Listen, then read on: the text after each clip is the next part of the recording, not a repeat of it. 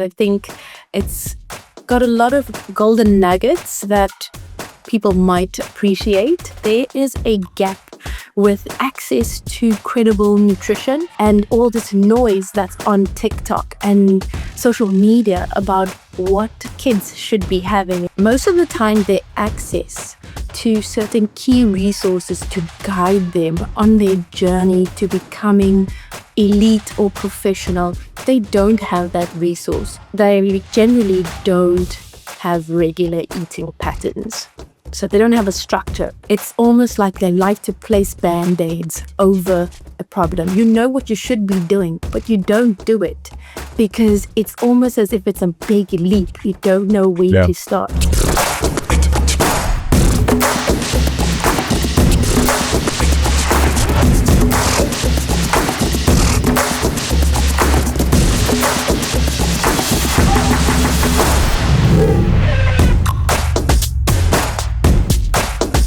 Welcome back to the Coach G podcast. Today's episode is about performance, not just on the rugby field, but in everyday life. I'm joined again by Zeenat Simjee, performance dietitian, former Springbok dietitian. And instead of just going back into the rugby stories, we're going to deep dive into how nutrition, habits, and systems actually enhance performance, physically, cognitively, and mentally. This episode is for athletes who want to perform better, coaches and professionals that want to constantly perform under pressure, and anyone who wants more energy, focus, and consistency in their day. Let's get stuck into it. Zeenat, how are you doing? How's things going your side? Hi, Gatsby. I'm so glad to be back. It's really exciting, and I can't wait to get into this podcast because I think it's got a lot of golden nuggets that people might appreciate. And I think a lot of new, different information that we'll be talking about. Now, I'm super excited about it as well. And because with the journey where I'm on as well, over the last 4 weeks, put a lot of things into place, focusing on my habits, my routines, and also my overall operating system. I like to call it the coach's operating system, which is something different and something which I'm quite excited about. But yes, just before we get started, how are things going your side? Is everything okay? Everything good? What have you been up to? It's actually been really great. So, of course, I think the last time we had a chat, I had just gone back into private practice and relaunching a business in a new city. Of course, being able to access more than just the elite athlete and not just one sporting code, having worked this year with boxing, swimming, triathletes, of course, marathoners, ultra athletes, working with professional golfers. It's so exciting. But aside from that, and the athlete and performance space, I've been doing workshops and, of course, trying to get accessibility of nutrition and credible nutrition into our developing athletes and through the schools. So I've had the opportunity to work with some incredible forward-thinking progressive schools who realize that there is a gap with access to credible nutrition, support and advice, and all this noise that's on TikTok and social media about what kids should be having, right? So it's really been an exciting, new and different year for me. And also from a corporate wellness space, I mean, wellness being and well-being being one of the core pillars of health, having to reintegrate into gathering the opportunity to be in corporate wellness. I think that's been something new and exciting. And also it's those, I would say, companies and those workplaces that are also realizing there is a gap when it comes to wellness. And we talk about doing the blood pressure, they do the cholesterol, they do all these tests and people get their results, but they don't know what to do thereafter. And understanding nutrition and getting the access to that, bridging those gaps. Some of the opportunities I've had have been amazing. Some of the series we've run with workplaces to get employees to better understand their nutrition and also how to manage stress. Of course, their sleep quality and their nutrition as well, because everything works together. And the foundation of it all is really that stress management and sleep quality. So yeah, it's been a different year, but it's been so amazing. Yes, I can definitely relate. Just recently as well, finishing up at La Rochelle, and in the space of doing something different, I've got my online community, got the podcast as well. And it's been an unbelievable journey, kind of, won't say pivoting, but just using this time productively and setting myself up for that next opportunity as a coach. But it's also been a great opportunity for me to learn a bit more about my past experiences as a coach, but also as a player. And that's why I wanted you to come back. Because firstly, congratulations on the previous episode. You won the Lessons from the Game pod, and it was brilliant. We got some unbelievable feedback. I received a lot of messages from front row rugby players. Thank you. I'm allowed to have carbs because carbs are king. We will talk about that. But to kickstart our conversation, to come back to performance for our athletes or the rugby players. And I think this is important because at the moment I'm doing a personal audit where I'm focusing on my habits, my good habits, my bad habits. I'm taking stock.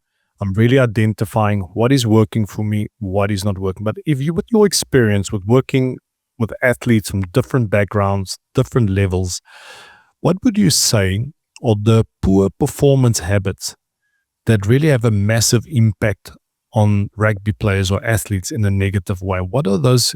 Can we maybe identify them and address them a little bit? And if you can share that with our audience.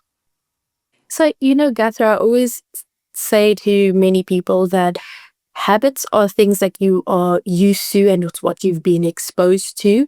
And humans are highly adaptable. We just evolve and we run with it. But when you have a talented individual who has the skill and the ability to partake in whichever sport, let's say rugby, for example, most of the time their access to certain key resources to guide them on their journey to becoming elite or professional, they don't have that resource.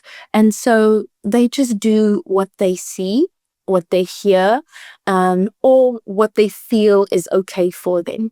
And it's not always scientifically related. It's not always what's best for them. So I would say it's habits that come as a result of exposures or lack of it. And then it just continues.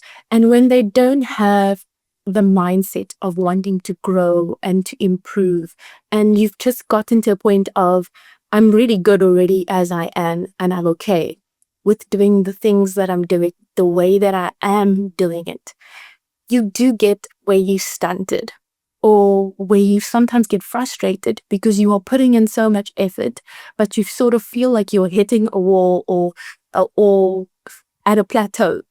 And I can say that most of the athletes I've worked with, some of the behaviors or the habits that they have is they generally don't have regular eating patterns. So they don't have a structure around their eating. And sometimes they don't have a routine around sleep. They tend to, especially with the younger athletes now at the age of social media and screens, it's going to bed later, doom scrolling, waking up, feeling still tired or not refreshed. Often because of that, they don't have appetite, or they don't actually eat anything, and going to training actually in a fasted state.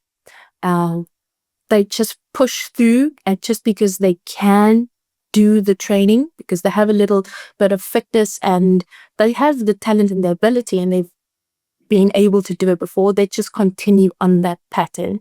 And when it comes to recovery, instead of fixing the root cause, it's almost like they like to place band-aids over a problem. So if they are tired, they will have caffeine to mask the fatigue. And often that tiredness, sometimes if they do have caffeine and the body is feeling tired, they think, okay, I need to work on my recovery modalities, especially the higher up you get into sport, because now you have access to compression pumps, you have ice baths and saunas, and then they think we call those the fad, or basically they're the 5%, or they're the top end of the recovery pyramid. And this is just these small little things, but they never really get to the basis of the problem. And they focus all their attention on those modalities instead of fixing the root problem, which is either sleep, load management, or nutrition. And some of the other things that I also notice with the habits is when you are in a high pressured environment, athletes are not taught, how do I deal with the stress that I am going through? How do I deal with the pressure if you're injured? Access to a sports psychology. I mean, in the South African space, it may differ worldwide, but in the South African space, not all athletes have access to someone who is going to teach them, how do I manage my stress? How do I get through some difficult times? And they are tools that they can make use of. But even when they do get the education or the awareness, most people stay in the same habits, not because of a lack of knowledge. It's because of the inability to adhere and to apply it. And they just don't know how to start and how to continue. And it seems daunting for any person. You know what you should be doing, but you don't do it because it's almost as if it's a big leap. You don't know where to start. And so you get stuck in this vicious cycle. So I would say there's so many common behaviors that athletes do, and is really getting access to the right people to show them how it's done and not just tell them how to do it. Because with athletes, they learn by doing, really.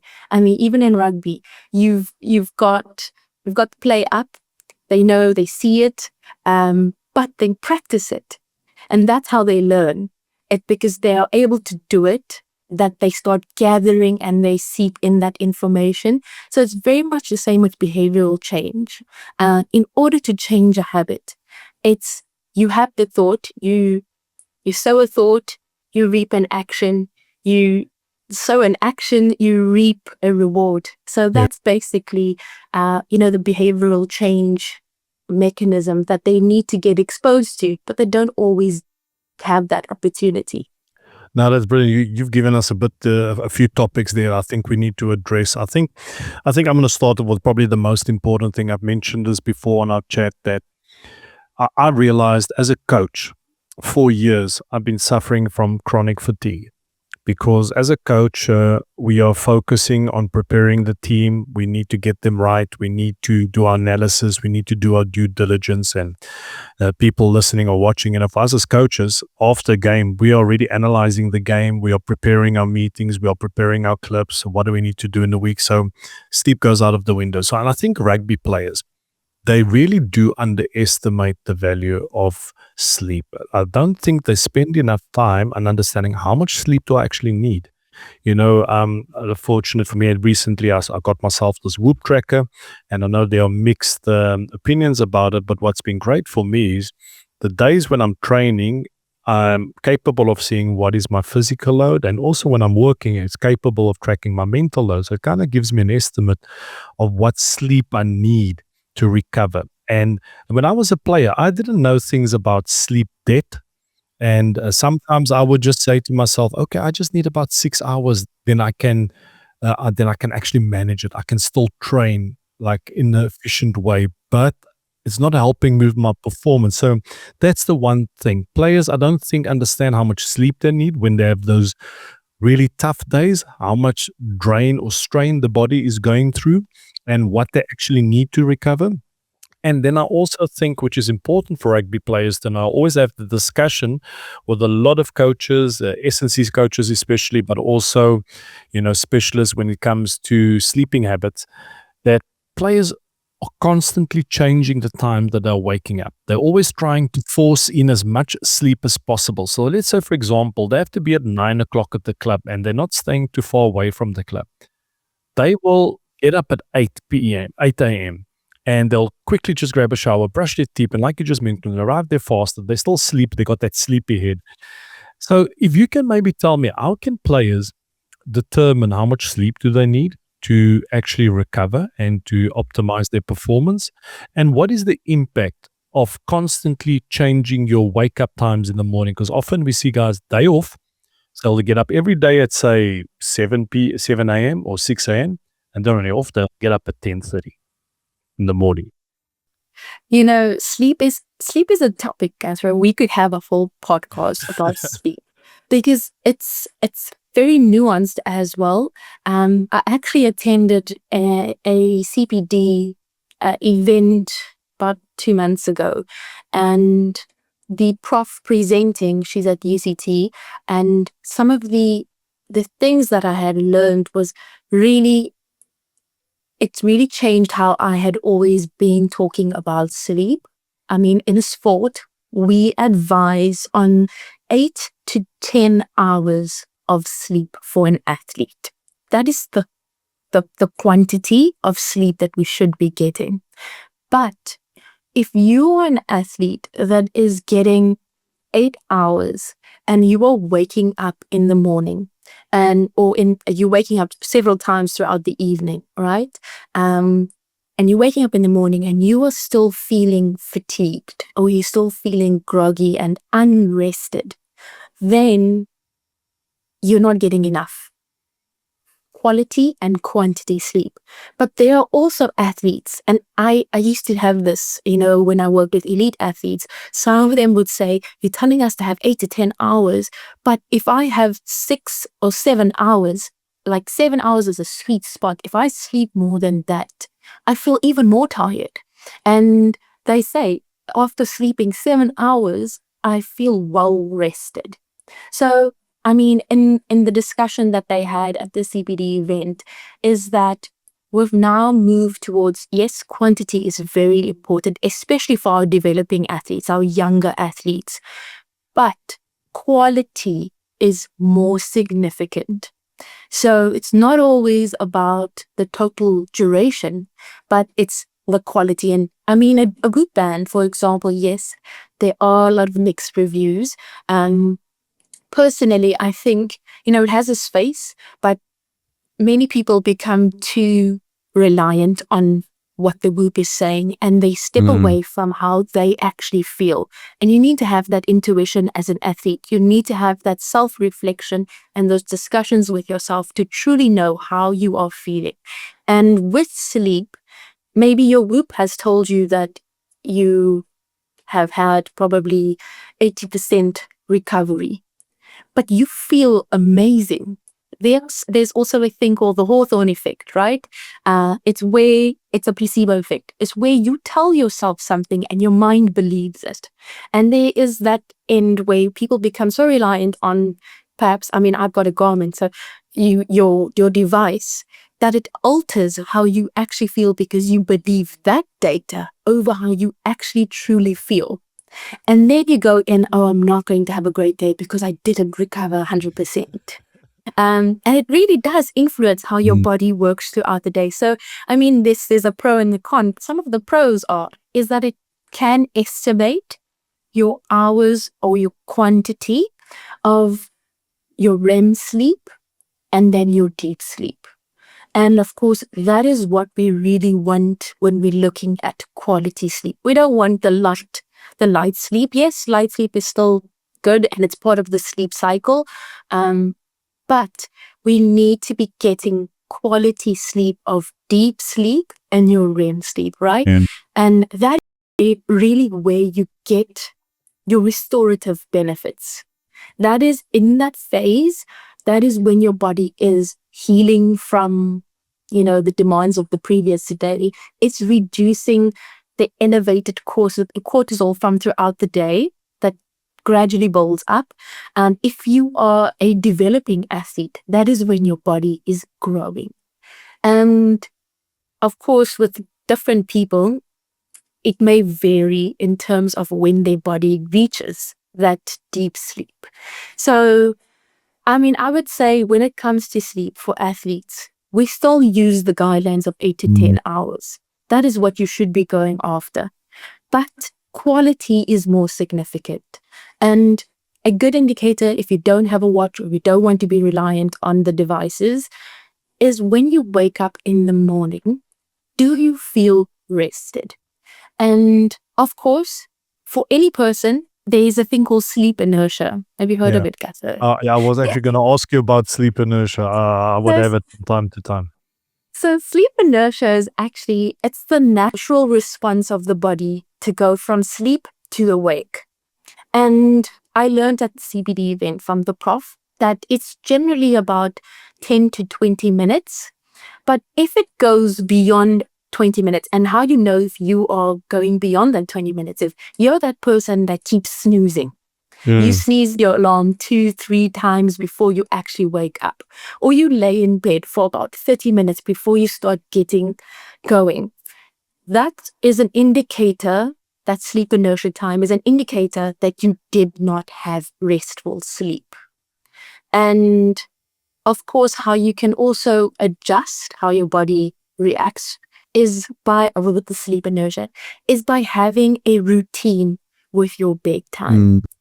And that is a sleep-wake cycle that is consistent. That means even if you are on a rest day, the next day, it's an off day, try to go to bed the same time each night and wake up the same time each day. So of course, I mean, yes, there might be times where you want to capitalize on an extra 1 or 2 hours if you need it. And that's great. But that bedtime routine of the same time each night is so crucial. And if I could say there's one thing that athletes don't like to do, is they procrastinate sleep. They don't want to get to bed. It's almost like they had a full training day, and sometimes, depending on the level, whether you're amateur or semi-professional, you maybe want to interact with your teammates, you have plans, you're going to go for a meal or you're going out with them, and you get home, you doom scroll, or you watch series, or you do something to push out that sleep time. And it happens also with our developing athletes, is they just don't want to get to bed. But just as you've mentioned, athletes don't realize how important sleep is. It's actually been proven that those that get fewer than 5 hours of sleep have a significant risk of injury. So I can't say the percentage off the top of my head because it's been a while since I've read the article.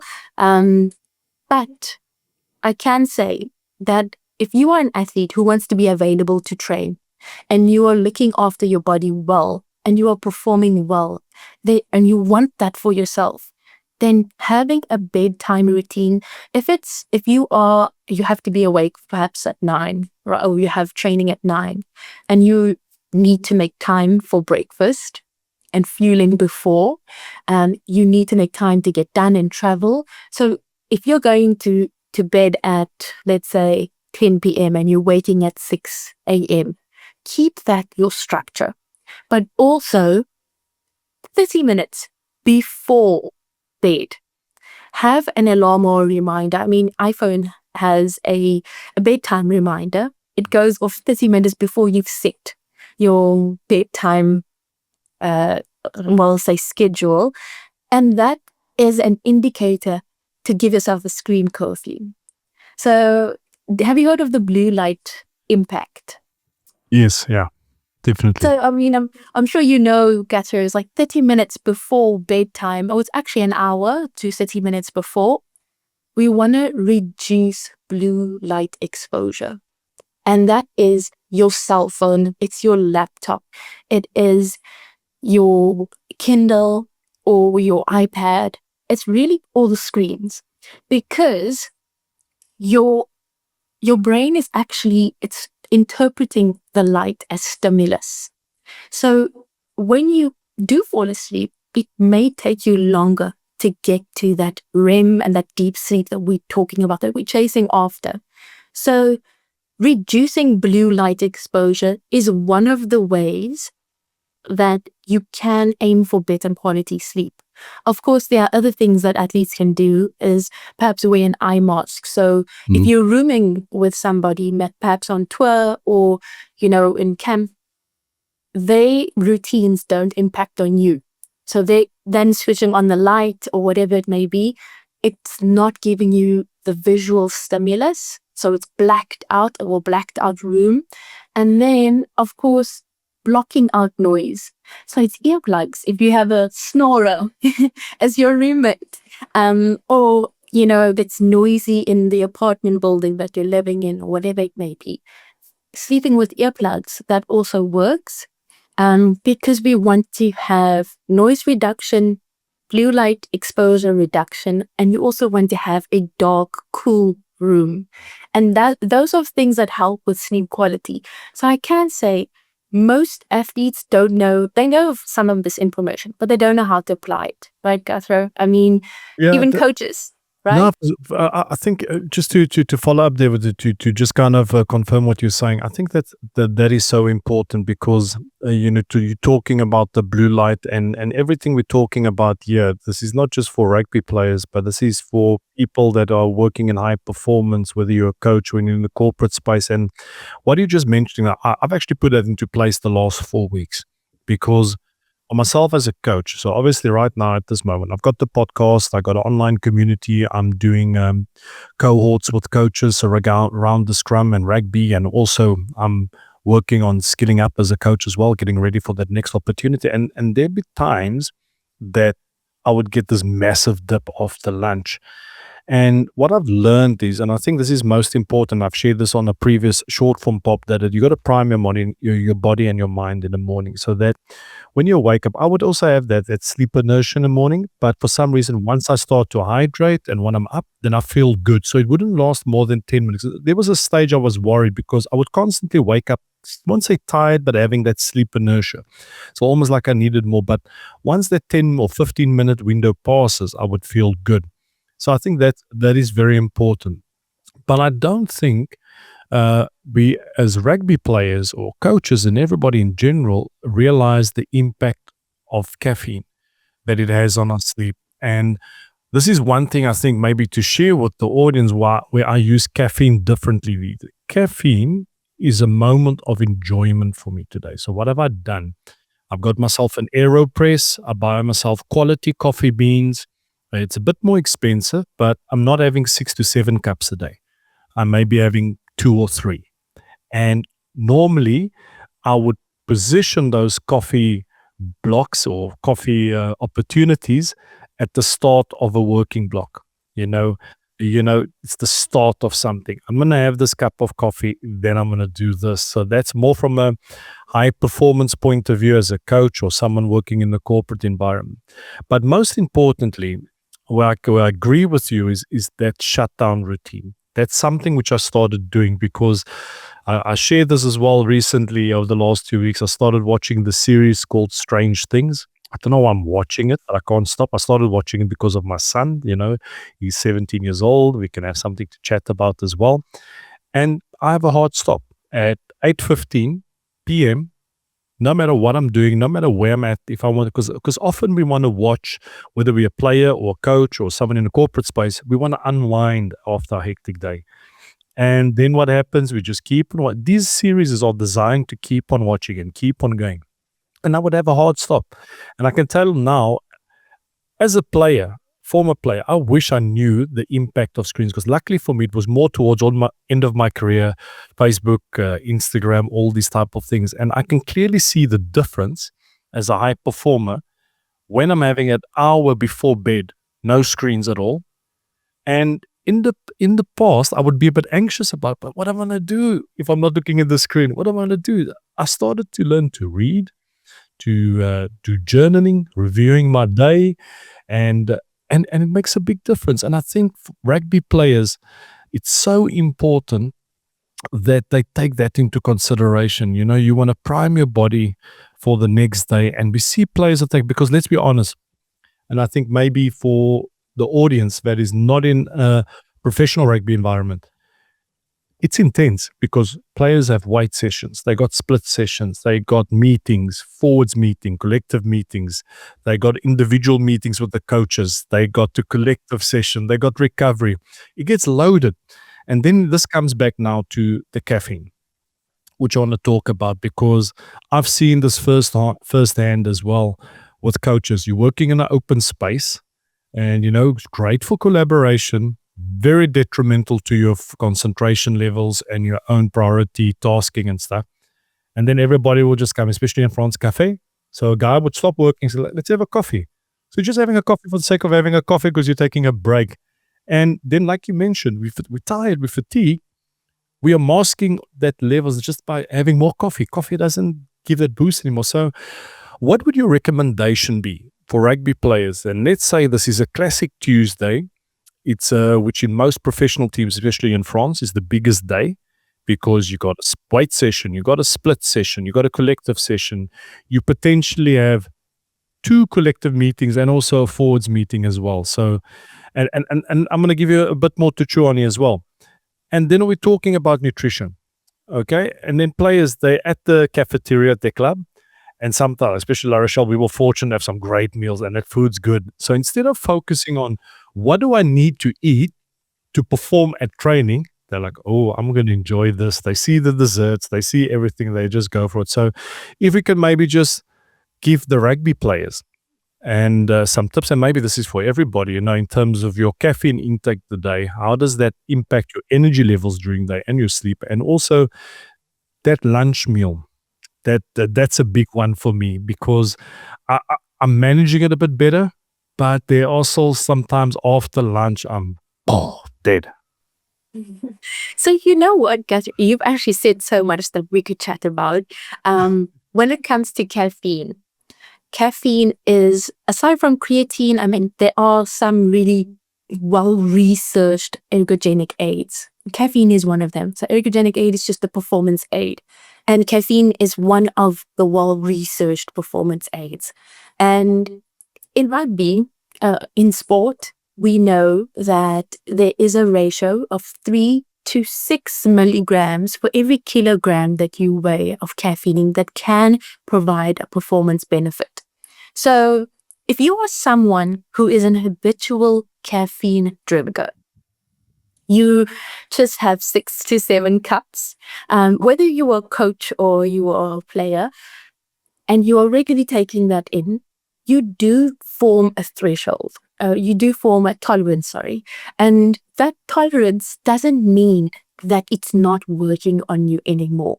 You just don't feel that peak in the first and the early stages as long as somebody who's new to caffeine. And that tolerance, of course, does take away from that opportunity to get that peak performance or that benefit, because we don't want to exceed 6 milligrams per kilogram of body weight, right? To give you an example, let's say it's somebody who weighs 100 kgs. For them to get a performance benefit as a rugby player, if we go on the minimum, they will need 300 milligrams of caffeine. So the average espresso shot obviously depends on the bean and the roast and also how it is made, but it's 100 milligrams of caffeine. We also, in sport, hopefully they are using informed sport products, third-party tested products, but third-party tested pre-workouts do contain pre-workouts do contain caffeine. You get caffeine gum that's available obviously abroad, not in South Africa. And of course you've got, aside from just drinking coffee, right? People are now into this matcha. Matcha is green tea. Green tea has caffeine too. Teas do contain caffeine. Coca-Cola contains caffeine, right? It's the cocoa component. So sometimes we don't always realize all the additions of caffeine throughout the day, and it adds up. And while you can get the performance benefit, the timing is really important. But if you start taking caffeine as, I am just using this to band-aid over my fatigue or my poor sleep, you are now entering into a vicious cycle. Because what caffeine actually does is it blocks adenosine triphosphate. But that is basically, sorry, not adenosine triphosphate. It blocks your sleep. I'm blanking right now on the sleep receptor. So basically, it is a masking agent. But basically, if you mask your fatigue, you now feel more alert temporarily. Even if you are a habitual caffeine taker and it peaks, it still lingers in your body for up to 6 hours after you've ingested that coffee.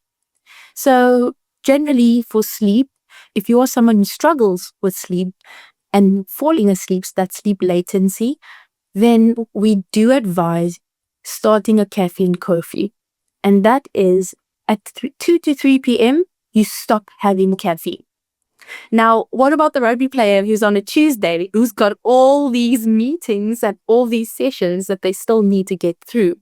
And generally at that time, we try to get them to rather not overdo it on the caffeine, because it will impact on, especially the quantity, right? It will impact on the quantity of sleep. So there are other tools that you can start doing. And most of the time, people make this bad or poor habit, I would say bad habit, a poor habit of having caffeine when they should be refueling. So your body is starting to use energy as part of the recovery from the morning session. And you are fueling, but sometimes before we even get to a meal, we're having a coffee. And that caffeine also is a stimulant, so it can suppress hunger.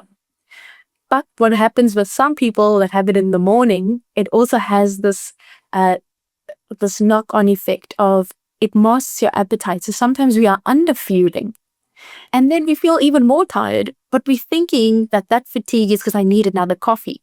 But maybe your body is just trying to tell you, I am low on glucose in the body, so energy. I'm low on carbohydrates, or I am low on energy just to get through to the next day. And instead of giving it energy, so energy comes from food. Caffeine is a stimulant. So coffee does not give you energy. It just is a masking agent to your fatigue. And of course, for performance, that's great because it masks the fatigue so that you can perform and go harder for longer, right? So it can work, but I often think rugby players don't understand that there's a time and a place for different things, and it really comes down to knowing and trying to do. I've had a player who used to, just like you say, had 6 to 7, he used to have 5 cups of coffee in a day. Their club had a cappuccino machine, great, and it was new. And he would just get to the club or to the union, have a cup of coffee. Go into gym, have a cup of coffee after gym. Then it's meeting, or sometimes meeting first and, the other way around. And it's just coffee after coffee. And because of all the caffeine and feeling so jittery, by the time the day was over, had absolutely no appetite to even eat. So there are things that you need to identify the root cause of and work on that, and thereafter work on the other problems. So if caffeine is really a problem and you are exceeding more than 6 milligrams, so of course ideally you want 400 to 450 milligrams of caffeine in a day as a threshold, as a maximum. But in sport it's slightly different to the normal person, right, because of the performance. So I can say that being aware of how many cups you have is the first thing. The second thing is, why are you having the coffee? Is it just for enjoyment? Is it just for socializing? Is it just because it's available and it's there? Or are you really trying to mask appetite and to find a way to work around that? You have done an excellent job where you've now created a reward system. And that's how we do behavioral change. In order to change a habit, there needs to be a reward system. And I think it's Skinner who created this. And we want a positive reinforcement.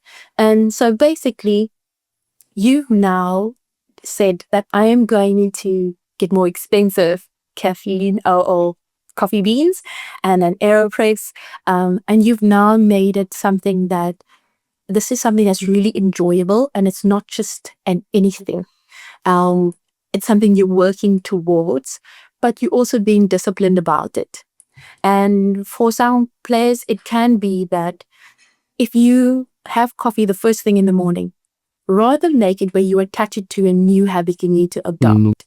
So you habit stack, and you know you need to adopt a habit of fueling appropriately. So you make your cereal or your oats, for example, or your eggs. And while you are eating that, you get the filter coffee ready if you're one of those people, or you get the beans ready afterwards. And you have it that after you eat your meal, you then have that as a reward to a new habit you've adopted. Of course, we don't want food to be a full reward all the time because of emotional eating.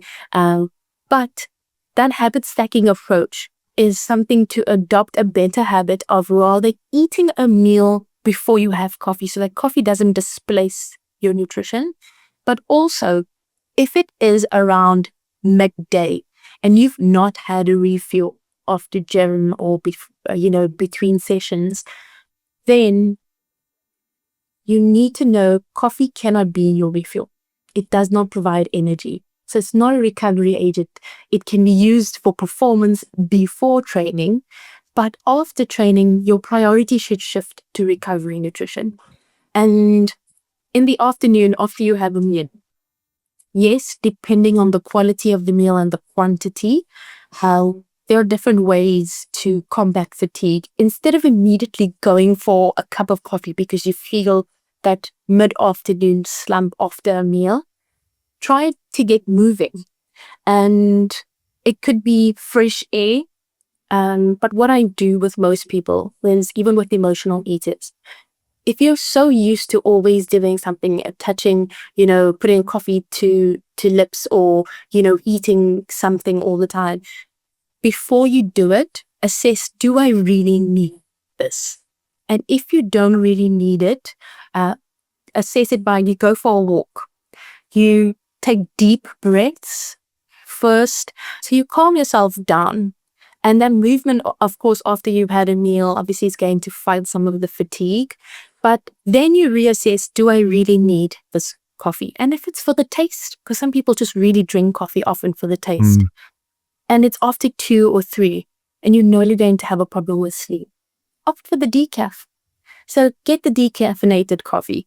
It's okay, because you're going for the taste. You're not going for that alertness. So much you can talk about this. No, for sure. But I think we spend a lot of time now with the rugby players, and I think, which is very important for our audience that's watching and listening, this applies to us as well as high performance people that want to excel in their job. And what you just shared there is actually been so surreal, because that's what I've been doing now. Because in the past, what I would do is afterwards, after lunch, the first thing that I would want to do was to have a coffee, because that's how we kind of like programmed in a way. After lunch, you have a coffee. And for me, the big thing that I struggled with recently was that afternoon dip. And I think what is important, because for people in the corporate space, we're under pressure, we're under pump. And I've learned this now as well, my most productive time of the day is in the morning. That 8:30 till 11:30, that's when I get a lot of work done. So I do try to prioritize my tasks in that time, and then rather leave so-called meetings and other, won't say not as high priority tasks in the afternoon. Because I found, for example, when I'm doing coaching calls in the morning and I'm doing that deep focus blocks in the afternoon, it doesn't work. But I think what you mentioned there, and I think this is for people, for example, you might be a manager, you're managing a team, you got a lot on your plate. You got to identify that source. So for me, fatigue has been a trigger or a cue for a lot of things. For extra caffeine intake, eating, or I feel I need a reward because I'm tired. So, but what you shared then, I started doing is after lunch, go for a walk. Go for a walk, get fresh air. And I actually try to do a fast walk. So actually picking. I'm not just slow. You can if you want, but like if I got 10 minutes after lunch, I need to reset quickly. I go for a fast walk, kind of get the blood going. And then, like you just mentioned, just focus on my breathing. While I'm walking, focus on nasal breathing. And when I get back to my work, actually have a reset protocol. I have a glass of water, 2 minutes of deep breaths, and then boom, I go. And I would only tie coffee in the afternoon to a big working block if I know there's going to be a massive cognitive load. But the only reason I do that, it's not because I need the caffeine. It comes down to what you're talking about, like a habit stack. And in my case, I call it the performance stack, because the coffee for me is a trigger. No matter what I'm doing, I need to switch. I've got 2 hours of work lying ahead. I can't reschedule it. So I think what I want to talk about now is that I think, what tips can you give to people that is in a performance environment, whether you're a coach or a manager or director in the corporate space? We're under a lot of pressure. You have mentioned that often rugby players, there are various tools available to manage pressure or stress. What tools are there available for people that's working in high performance but that are not athletes? Yeah, I would say, Gatsro, a lot of people don't realize that whether you're a corporate, whether you're an athlete, your environmental pressure is so similar in the sense that there is an outcome that you are working so hard towards. So in sport, obviously, it's maybe match day, right? And there's that pressure to perform. In the workplace, it's very much the same for most people. They're both in that high performance setup where you're working towards something, and there's that pressure to meet a deadline or to achieve a target. And of course, the higher up you go, the more people you are managing as well. So there's that people management. And I do find that, just like in sport, in the corporate space, and this is why I'm so fond of corporate wellness, is because I've picked up on a lot of similarities, just in terms of the behaviors that we adopt and how we take care of ourselves, and things that we sacrifice for the sake of our job as well. And sometimes there needs to be boundaries or barriers. There needs to be a level of reflection in order to improve your systems. And I do say that a lot of people that are struggling with burnout, it's not necessarily because of habits, it's because of systems.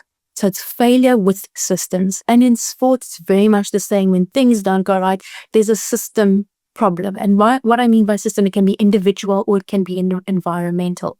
But for managers who are looking after a team of individuals, is to identify, are meetings coinciding with meal times?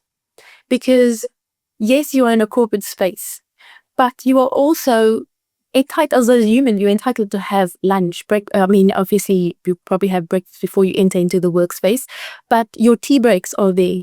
Your tea breaks are opportunities to have a mid-meal snack. And it's a snack. It's something obviously dependent on individual requirements. And that is to keep you through the next 3 to 4 hours.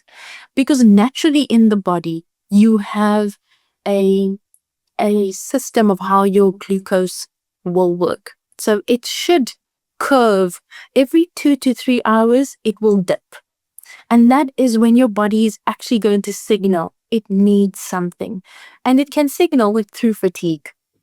Of course, if you're already starting on empty, so you haven't had breakfast and now it gets through, 3 hours after waking, 4 hours, and you haven't eaten anything, it can dip even lower.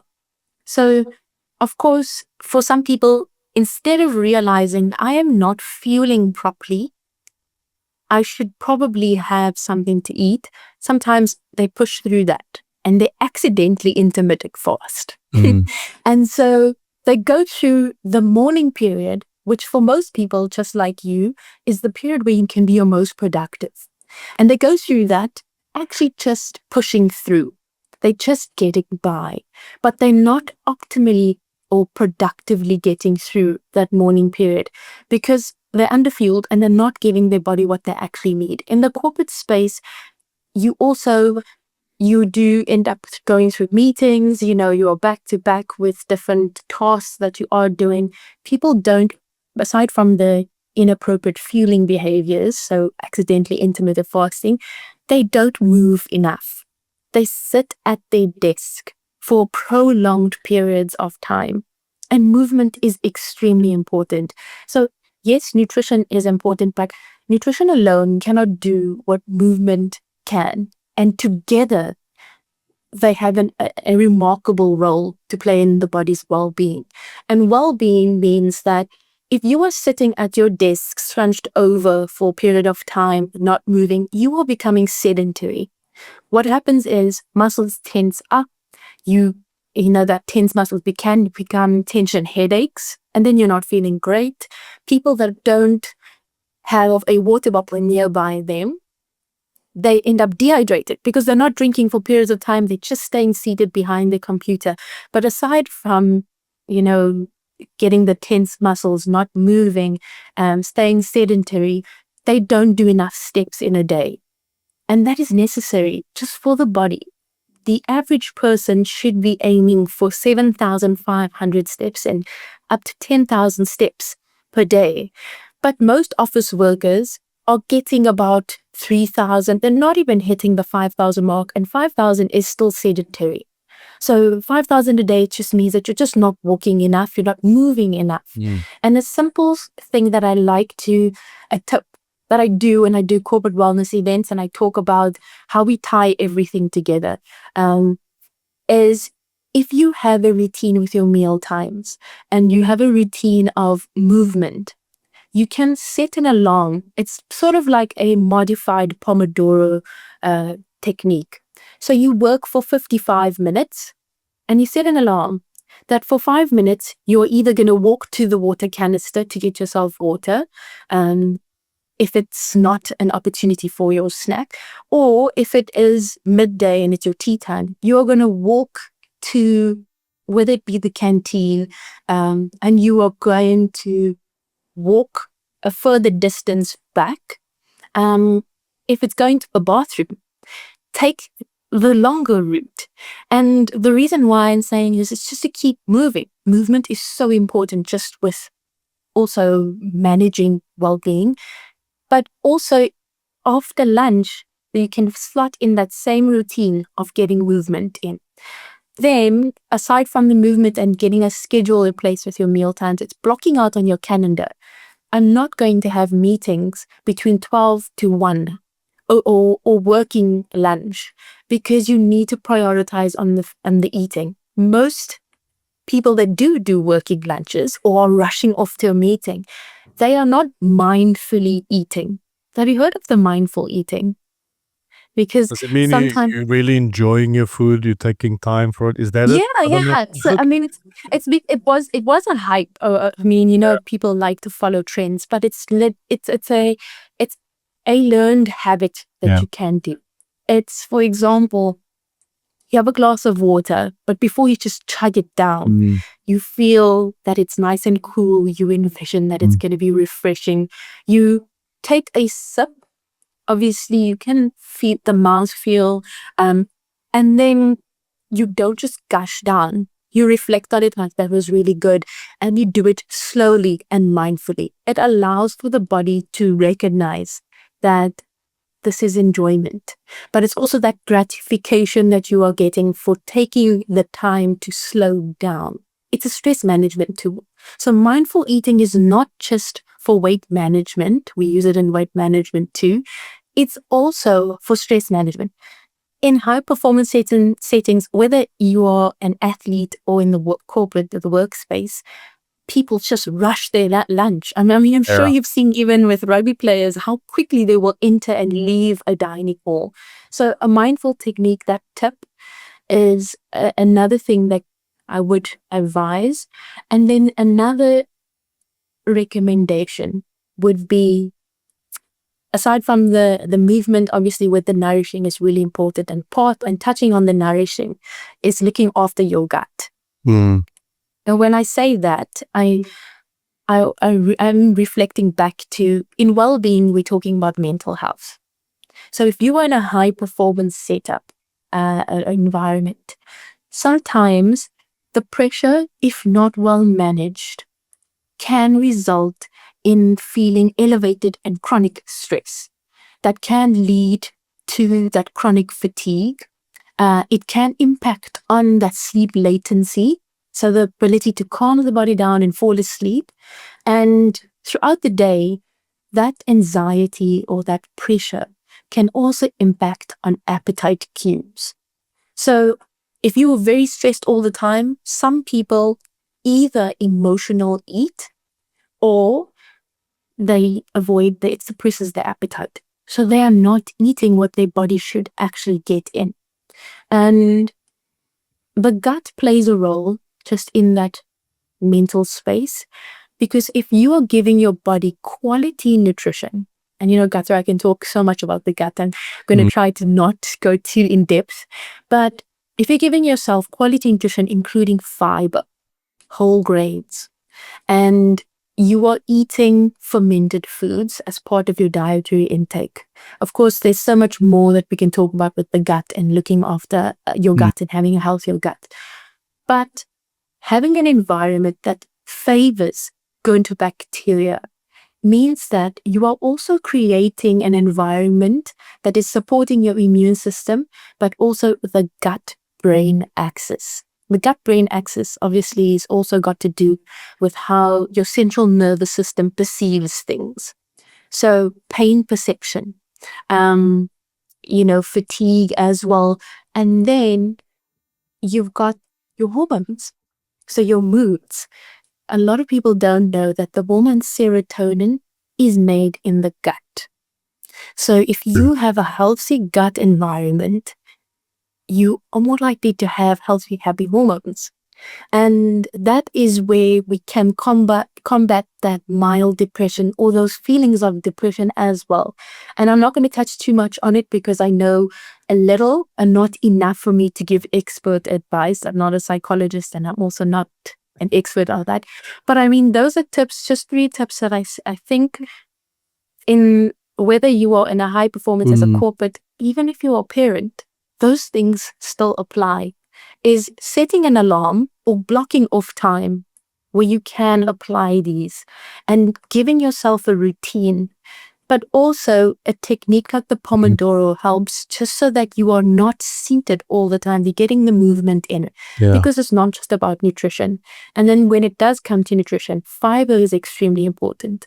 And South Africans, there was a study done, rural South Africa, that we don't even get 10% of our recommended daily allowance of fiber per day. So it's something that we can work on because a healthy gut really does mean a healthier person. Now, I think there's so much valuable information and, just what you're sharing there. And I think which is important, you spoke about, movement is key, that's and mindful eating. That's something which actually happened to me. I think it was from about 2 weeks ago. Without doing it, it just happened because I've been very meticulous in terms of what I'm eating. Means I'm planning my meals, I'm prepping my meals the night before, in order not to lose time in the morning. I've kind of switched. I used to, for years, do intermittent fasting, and I found that the crash was massive. And I think it's important we need to understand what's the reason behind intermittent fasting. But recently, I've been taking on the whole ketogenic lifestyle in terms of doing things. I've found that it's because I've always been looking, how can I improve my cognitive abilities, being more present in that moment, increase my productivity levels, my focus levels as a coach and as a high performer, which is very important for me. But I think what allowed me to realize, we have inspired things from my playing days. Often in rugby, we talk about load management and time on feet. So I kind of taken that concept. So I time block everything. So instead of having time on feet, I measure my cognitive load. what tasks is going to take a lot out of me, my focus levels. Like, for example, we're doing this now over lunchtime, this podcast. For me, this is not massive content because I'm enjoying this. This is a great conversation. And often after podcasts, like my energy levels are high. So I no longer do podcasts in the evening because I struggle to fall asleep after that because I'm just super pumped after. But I address my day, and you're talking about what you call the Pomodoro method. And what I've allowed is, and I think this is important for coaches and people in the corporate space, when we are working on a lot of things, we need to allow ourselves that little gap, whether it's a 5-minute or 15-minute gap, where we can just reset. Because otherwise, you're also going to get what we call task residue.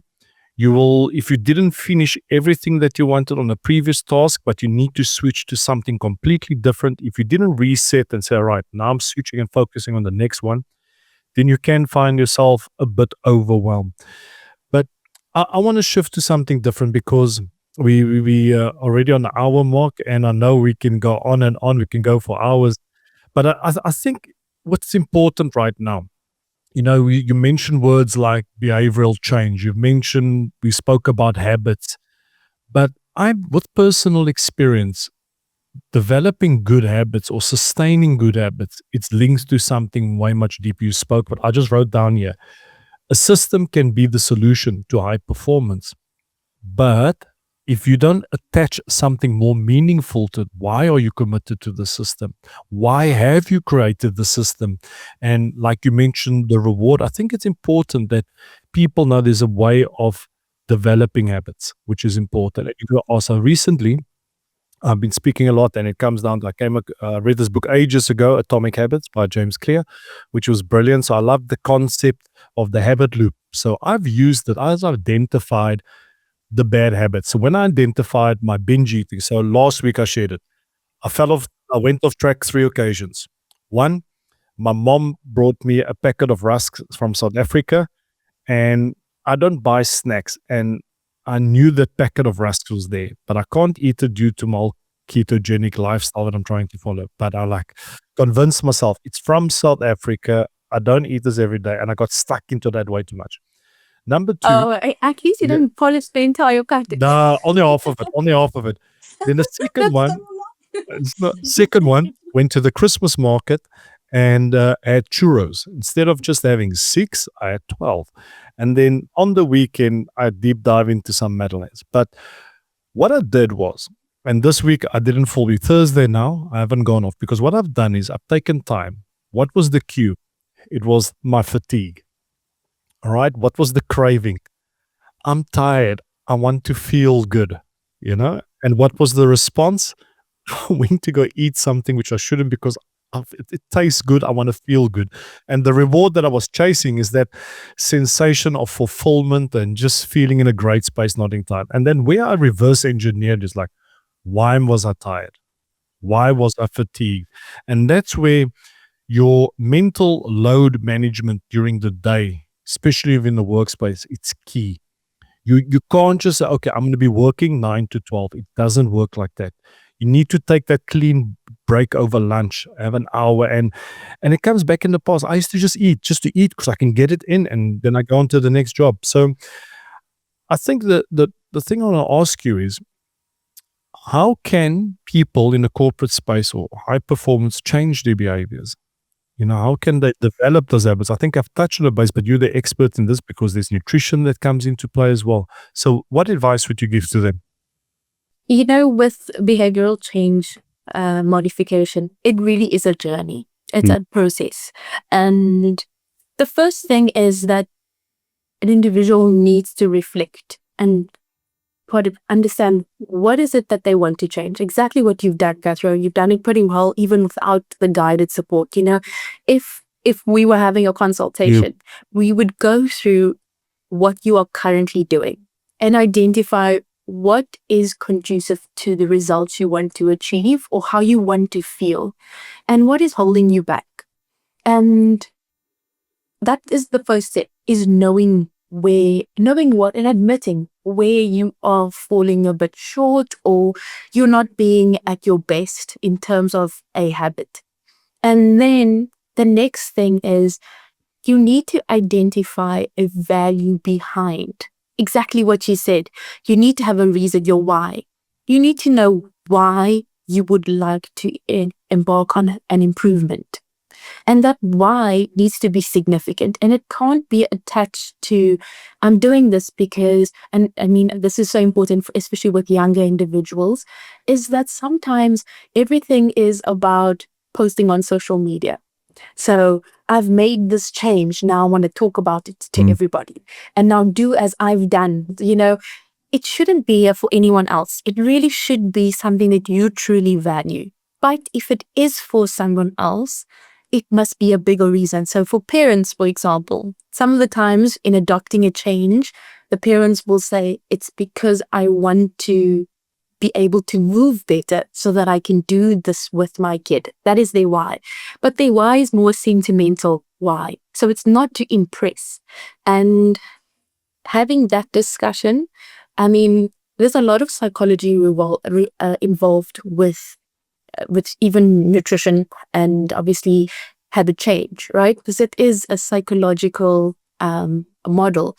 And behavioral modification then goes with, what is the lowest of all the things I've identified?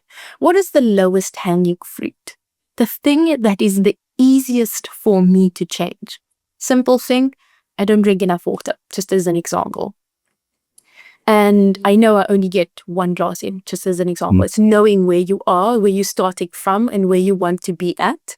Every time we talk of water, even in the just I love that. But it could be water, right? And identifying this is the lowest, this is the easiest thing for me to do. So for me to change the habit of not drinking enough water, I'm going to identify what are the barriers that are holding me back, that are causing me to not drink enough water. Maybe it's that I don't have it visible. It's not in front of me. So out of sight, out of mind. Maybe it could be that the temperature is not great. So it's probably too cold. For example, some people, that may be it. I prefer to drink tea or to drink coffee, and that's why I'm drinking coffee all the time. So I'm replacing other options, whether it be juice, whatever it may be, other fluids instead. And that is why I'm hydrating with things I shouldn't be hydrating with and not prioritizing water. So there's where it lies. I need to make a sacrifice and a change. So it's certain things, obviously it depends. I mean, we could go on and on about how we're going to approach it. But now you've identified the barriers and possible solutions. So to make that stick is, I am now going to keep a water bottle next to me. For you, your standee next to you. It is visible, but I don't want it to be too cold because it doesn't feel great or whatever. Or maybe I want it to be really cold. So I'm going to prep it in this way. And at the same time, I'm going to habit stack that to an existing habit. So if I am already doing something that is a good habit, because now you've identified all your behaviors that you do, I'm going to attach it where maybe I have a 750, but I know 750 mils, but I know I'm supposed to be drinking 2 liters in a day. So I need to fill that twice. So that movement, I'm currently already going for lunch. So that is going to be my marker to evaluate how I am doing.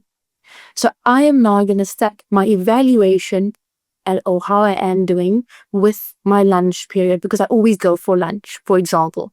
So I should finish my 750 standee by the time I go to lunch. It's review.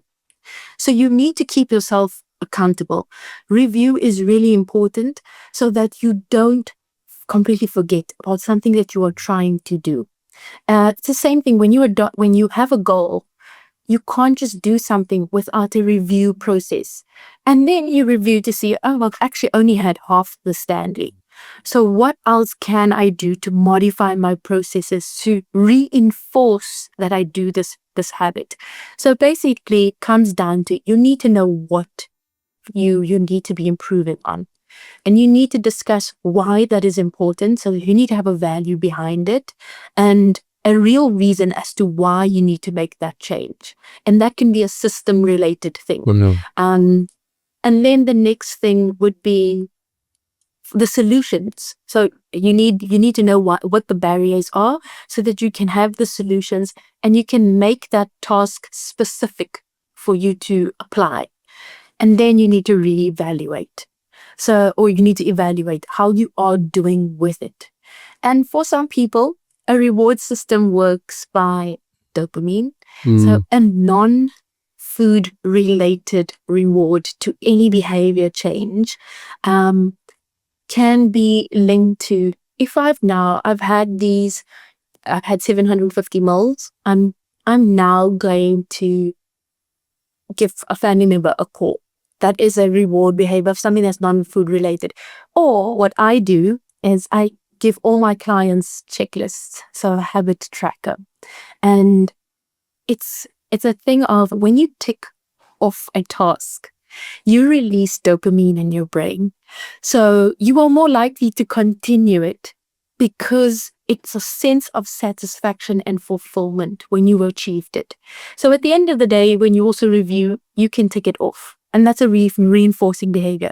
But you cannot do something for one day and expect for that habit to stick.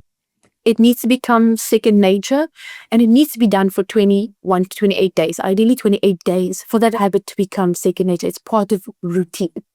And once it's part of routine, it's what you continue. The next thing to adopt new habits is you take the second best or the easiest, lowest hanging fruit to apply. When you do, why I say the lowest hanging fruit or the easiest thing to apply? Because Gathro, if you decide, I'm going to go for the thing that is most challenging, if it's hard to make a change on, or it's very taxing, naturally in the body, the brain will tell you, I don't want to do this. It's too daunting. It requires too much effort. It requires too much energy. So sometimes with some people, the lowest effort but the highest reward is the best approach for you to continue with newer habits. And then it has a knock-on effect, because once you achieve one new improvement, you are more likely to make more improvements. For a lot of people, going to the gym is one of the habits they want to improve on. But that's you have to drive there, you need to have a gym contract, you need to have gym clothes for some people. I can talk about so many examples, but that's too difficult for many people. A simple thing is, am I getting 5,000 steps a day? Yes, I'm going to now aim for 7,500. That's a better movement habit to adopt. And once you get to 10,000 steps, actually, let me challenge myself by incorporating a resistance training or strength training option in it, body weighted, because I'm already used to being quite active and moving. And it becomes more easy because you already have something that was low effort but high reward. So yeah, Gato, I can go talk on and on for about sure. the No, I can definitely. behavioral change is something that it's also highly individualized. And that's why you have dietitians. People think you come to a dietitian and we say, oh, Guthrie, this is what you should and shouldn't eat. But actually, we talk about how do we make this change. We review it. I'm really an accountability partner. And yes, we take the science, but we also make the science practical. And this podcast today was talking about not just the science, but how do we apply it and why do we need to make these changes? It's so different to the usual of just talking carbs, protein, and fats, No, but I can definitely maybe share with the audience now. If I look my last few months, if I go back on the last 6 months, it was a different time for me, that at that time of adjustment wasn't always easy, from having a fixed routine as a full-time coach. Now all of a sudden I'm focusing on my other projects, getting back into the corporate space, doing my my resilience mindset seminars, and spending time on this podcast. I created a new community, online community, which at the moment right now is over 700 people in it. And it's ridiculous. It's taken shape of its own and it's become a real community. People, some of us, we haven't even met yet. And we got a full on, like a proper relationship. We really care for each other. People are showing up every day. But anyway, So I was at the stage, I was in a great place. So when I came back to Toulouse, it's like I need to be strong, fit, and focused because, okay, these are my goals, which is great. And I was training basically every day. And I think the biggest mistake that I made was I'm still at the mindset of a former athlete or as an athlete. The harder I train, the better. And then I realized it's not sustainable because I am 44 years old right now. I have to ask myself, what does my body need? Because at the end of the day, I need to be productive in my daily tasks, pushing the needle on the new projects, leveling up on the podcast. And there came the stage where I launched two courses at the same time. So I launched a course in the community called the Pro Scrum Analysis course, and then also the Scrum Dominator Mindset for coaches. So it was a 13 coach cohort. Biggest mistake I ever made because the pressure was under. I was just pushing it and I had loads of content. I had to prepare for the calls. And like, for example, I'll have a call. It will take me 4 to 5 hours to prepare for that call because I'm not just getting on the camera and just sharing my 2 cents. It's meticulously prepared. And then being in a co-working space where everything was freely accessible. You have a canteen, you're having your poke balls, and then you say, okay, because I'm a member of the co-working space, I get like €1 or 2 off, and then I get like sparkling water, and I can have a dessert. But then in the beginning, I said, no, but I'm not going to have a dessert. I'm just going to have my meal. But the guy said, well, listen, you're paying anyway for just having it. He's like, yeah, it's right. I'm wasting money. I just take it. And I end up having the dessert. And I was just enjoying it. And then at some stage, boom, 6, 7 kgs I picked up. Even though I'm training, so it was also linked to sleep and a lot of other things. But where the real shift came the last 4 weeks, I reconnected with myself, not just my vision. And I think this is where my mindset has changed. We often talk about vision and goals, but I said to myself, okay, who do I want to be? And what's that version of myself that I want to become? And what is the habits, the performance habits of that future version of myself? What habits will I be executing? And that's where it switched. And that way it changed because it has a deeper meaning to me. So I think what I'm trying to share with the audience is that if you're trying to achieve something at work, instead of focusing on, all right, this is what I want to achieve, rather focus on who you want to be in terms of what is that identity. But yes, I agree. Listen, it's been so great. Yeah. No, go for it. I was about to say, what most people don't realize is sometimes when you are striving to do something, often if you don't have the right mindset, you're so easily distracted. You can so easily fall off the bandwagon. And I generally tell people it's not about motivation. So you can really want to achieve that goal. I want to achieve whatever I set out, and you may feel I'm going to do it right. You've gone from pre-contemplative into contemplative, as part of the behavioral change cycle. And now you're trying to take action, but you are not following up on that because the mindset is perhaps not truly there.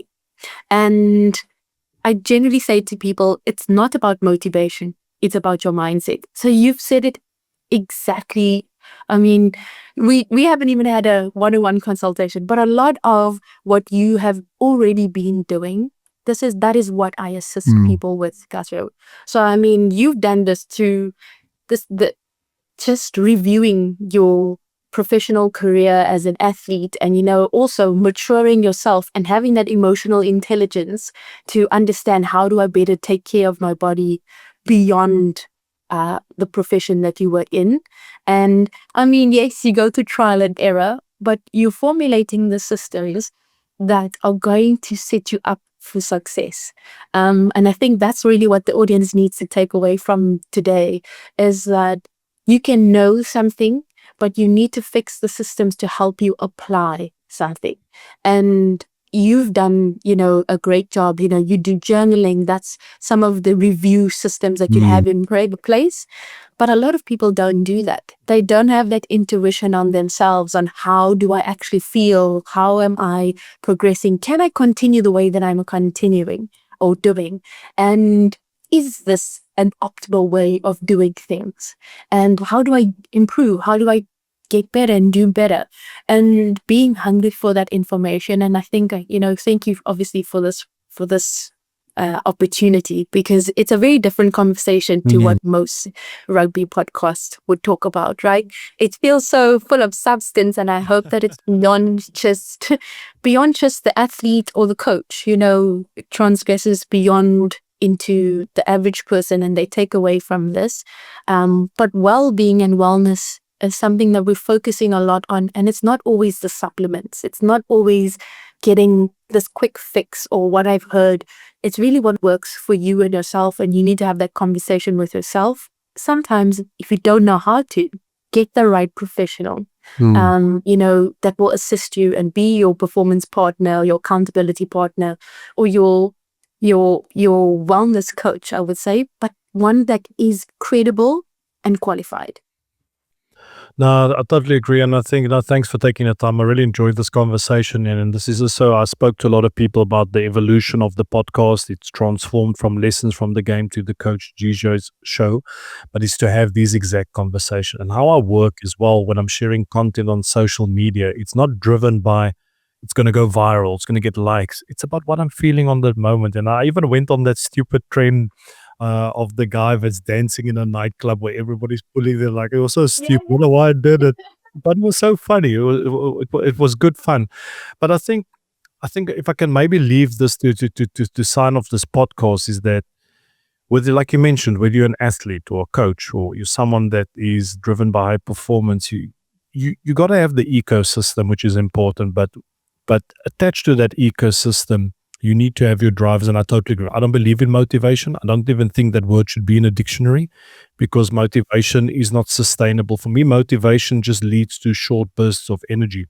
If you want something sustainable, you need to be clear on your identity of the person that you want to become, your core value system, what you believe in, and you got to believe that that system is going to eventually work, because let's be honest, we're all different human beings, different shapes and sizes. It takes time, but if you're consistent with your efforts, we focus on that compound interest, it's going to happen. And that's the great thing of a system, is that I went off track last week on 3 occasions, but for the first time, and I think more than a year, I went below 120 kgs. I was 119.8 this morning. It was a massive mental win for me.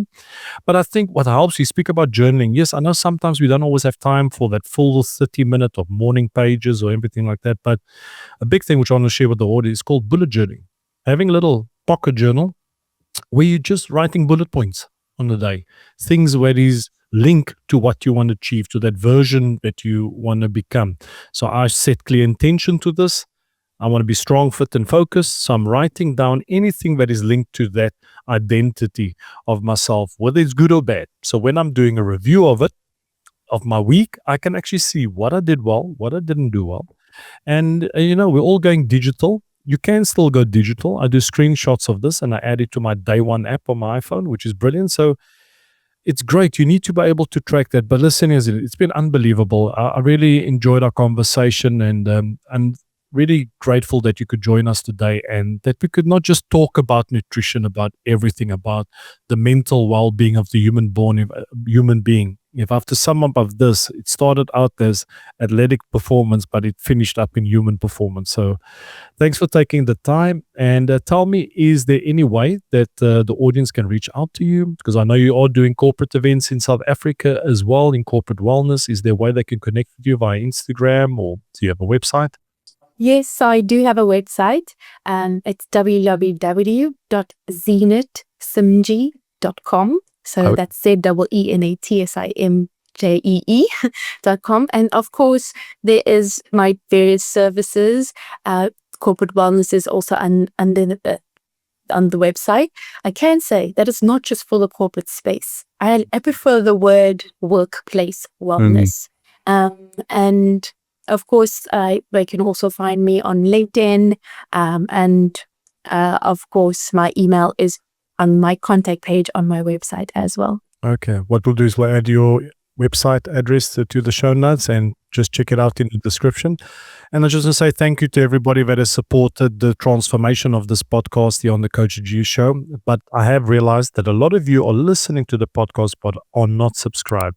So whether it's on YouTube, Spotify, or Apple, please subscribe to the channel to help us grow the show to have unbelievable guests like Zeenat Simjee today. But thanks, guys. I really appreciate your time. And please don't hesitate to give us any feedback, and looking forward to your input. Have a good day. Ciao, ciao. Thank you, Zeenat. Thanks.